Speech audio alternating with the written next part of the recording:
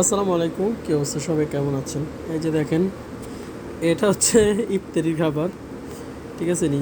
এই যে ইফতারির এখানে আপনার কালো জাম, তারপরে একটা তরমুজ আছে, শামাম আছে, 3টা খেজুর আছে, আর হচ্ছে বিরিয়ানি, চিকেন বিরিয়ানি, তারপরে হচ্ছে একটা ডিম। ঠিক আছে? তো এটা হচ্ছে বিরিয়ানি। তো বিরিয়ানিতে আমি আজকে মানে আমরা তো সবসময় সোনামুড়ি এগুলোই খাই। তো বিরিয়ানিটা খাই না, বিরিয়ানিটা বোরাইতে খামু বলে রাইখা দিছিলাম। তো দোকানে আর সময় পাই না, যে দেখা বিলেরও দিছি, ওই খাইছে। আর এই যে এখন এটা আমি খামু, এটা হচ্ছে আমার সেরির খাবার করলে কইতে পারেন। তো এটারে আমি ফ্লেটের মধ্যে নিয়ে খামু, কারণ এমনি খাওয়া সম্ভব না। আর ভাতগুলো অনেক টাইট হয়ে গেছে। এরা যে কেমনে খায় ভাত, ভাত কি বিরিয়ানি আর কি, যাই হোক। এই যে দেখেন কি শুকনো শুকনো।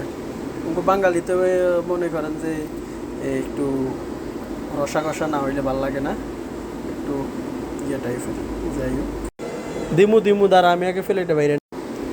মশলা অনেকগুলো চাই, কম মশলা। দেখেন টেস্ট আছে,